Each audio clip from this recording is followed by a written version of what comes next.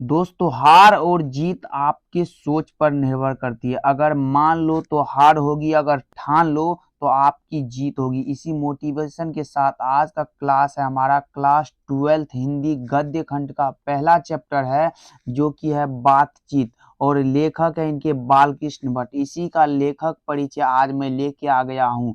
यहीं से आप सभी का सारा ऑब्जेक्टिव क्लियर करने वाला हूँ, तो वीडियो में लास्ट तक बने रहिए। चलिए देखते हैं लेखक परिचय, जो कि है बालकृष्ण भट्ट। बातचीत जो निबंध है आपके एग्जाम में आता है, बार बार आता है कि बातचीत पाठ क्या है, तो ये हमारा क्या हो जाएगा, निबंध है। बातचीत पाठ निबंध है, याद रखिएगा, बातचीत पाठ निबंध है।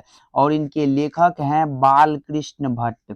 बातचीत पाठ के लेखक कौन है, बालकृष्ण भट्ट। और इनका जन्म हुआ था 23 जून 1844 ईस्वी में, तथा निधन 20 जुलाई 1914। देखिए यहाँ 23 जून और जुलाई, जून और जुलाई मतलब एक दूसरे के अलग है, लेकिन समझने के लिए जून और जुलाई, 23 जून 1844 को इसका जन्म हुआ था तथा 20 जुलाई 1914 को इसका निधन हो गया था। किसका, बालकृष्ण भट्ट का, जो कि बातचीत निबंध के लेखक हैं।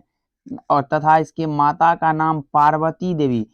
किनके माता का, बालकृष्ण भट्ट के माता जी का नाम था पार्वती देवी, तथा पिताजी का नाम था बेनी प्रसाद भट्ट।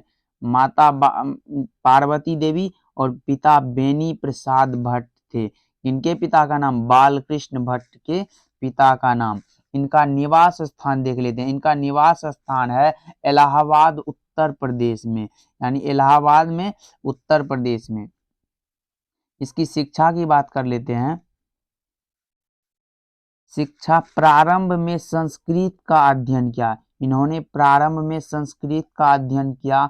जो बालकृष्ण भट्ट है, प्रारंभ में संस्कृत का अध्ययन किया और 1867 ईस्वी में प्रयाग के मिशन स्कूल से एंट्रेंस की परीक्षा दी। यहाँ एक क्वेश्चन बनता है कि बालकृष्ण भट्ट ने प्रयाग के मिशन स्कूल से एंट्रेंस की परीक्षा कब दी, तो यहाँ हमारा सही ऑप्शन होना चाहिए 1867 होना चाहिए हमारा आंसर। एक क्वेश्चन यहीं से बनता है। इस वीडियो से आप सभी का ऑब्जेक्टिव तो क्लियर होगा ही, साथ ही सब्जेक्टिव भी क्लियर हो जाएगा। चलिए अगला देखते हैं। इसकी वृत्ति मतलब इसका व्यवहार की बात करें तो वृत्ति 1869 से 1875 तक प्रयाग के मिशन स्कूल में अध्यापन किया। 1869 से 1875 ईस्वी तक प्रयाग के मिशन स्कूल में इन्होंने अध्यापन भी किया। 1885 ईस्वी में CAV स्कूल में संस्कृत का भी अध्यापन किया इन्होंने।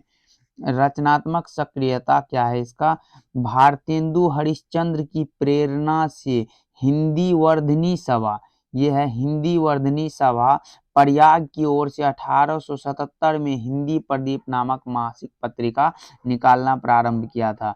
यहाँ पे क्वेश्चन बनता है कि बालकृष्ण भट्ट ने हिंदी प्रदीप नामक मासिक पत्रिका कब निकालना प्रारंभ किया था, तो हमारा सही आंसर होना चाहिए 1877 ईस्वी, याद रखिएगा। और 1886 ईस्वी में लाला श्रीनिवास दास के संयोगिता स्वयंवर। फिर यहाँ क्वेश्चन है संयोगिता स्वयंवर किसकी रचना है, तो हमारा आंसर श्रीनिवास दास हो जाएगा। देखते हैं कठोर आलोचना की रचनाएं, इसका देख लेते हैं।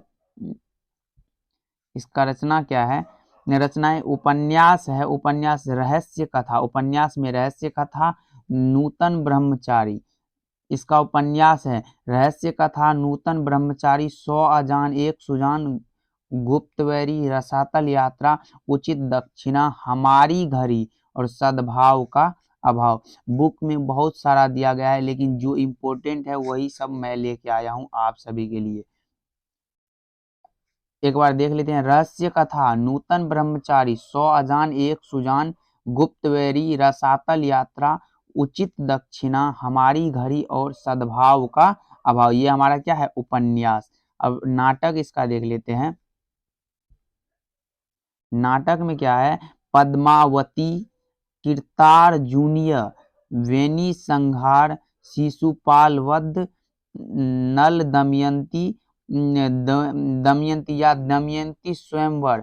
अब यहाँ पे होता है ये बालकृष्ण भट्ट का, और क्या था वहाँ संयोगिता स्वयंवर जो है वो श्रीनिवास दास की रचना है, लेकिन दमयंती स्वयंवर ये बालकृष्ण भट्ट की रचना है। याद रखिएगा, सीता वनवास, मेघनाद वध, एक रोगी और एक वैद्य, रेल का विकट खेल, बाल विवाह, यह क्या है? नाटक है बालकृष्ण भट्ट का। उपन्यास ये ऊपर में है और नाटक दूसरा नंबर में है। अब देखते हैं प्रहसन की, इसका प्रहसन, प्रहसन जैसा काम वैसा परिणाम, नई रोशनी का विष, आचार विडंबन। यहाँ 3 प्रहसन है, याद रखिएगा, जैसा काम वैसा परिणाम, नई रोशनी का विष और आचार विडंबन। यहाँ से आपका ऑब्जेक्टिव क्लियर होने वाला है, इसलिए वीडियो को लास्ट तक जरूर देखिए और ध्यान से देखिए। देखिए 1000 के आसपास निबंध, जिसमें 100 से ऊपर बहुत महत्वपूर्ण है। भट्टमाला नाम से 2 खंडों में एक संग्रह प्रकाशित हुआ। बालकृष्ण भट्ट के पिताजी एक व्यापारी थे।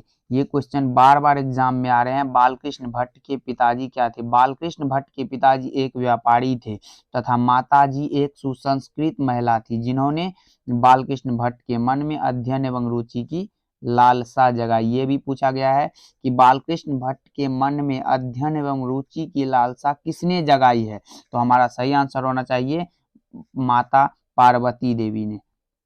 देखते हैं, बातचीत के माध्यम से बालकृष्ण भट्ट बातचीत की शैली बतलाना चाहते हैं। ये भी एग्जाम में पूछा गया है। बातचीत के माध्यम से बालकृष्ण भट्ट बातचीत की शैली बतलाना चाहते हैं। अगला सवाल क्या है? सवाल नहीं, सॉरी, मतलब मुंह से निकल गया। बोलने से ही मनुष्य के सही रूप का साक्षात्कार होता है, यह कथन किसका है? बेन जॉनसन का। बोलने से मनुष्य के सही रूप का, यहाँ 2 है।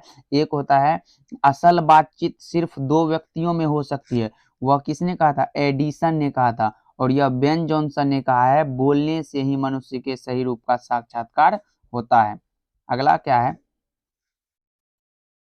असल बातचीत सिर्फ 2 व्यक्तियों में हो सकती है, यह एडिसन का मत है, अभी मैंने बताया। चमनिस्तान का शाब्दिक अर्थ होता है हरे भरे बागों का इलाका। तो आज का ये क्लास खत्म हुआ। बालकृष्ण भट्ट का जितना था लेखक यानी परिचय उनके बारे में सब मैंने बता दिया। इससे एक भी ऑब्जेक्टिव नहीं छूटेगा। अगर समझ ना आया तो इसका एक वीडियो देख के नोट्स बना लीजिए, एक बार सिर्फ इसको पढ़ लीजिएगा। आप सभी का ऑब्जेक्टिव और ज़्यादातर, मतलब उतना तो नहीं कह सकते हैं, लेकिन सब्जेक्टिव में भी बहुत हेल्प मिलेगी आप सभी को। मिलते हैं अगले इसका ऑब्जेक्टिव के साथ और देखते हैं आप सभी इसके ऑब्जेक्टिव में कितना सही करते हैं। And bye bye.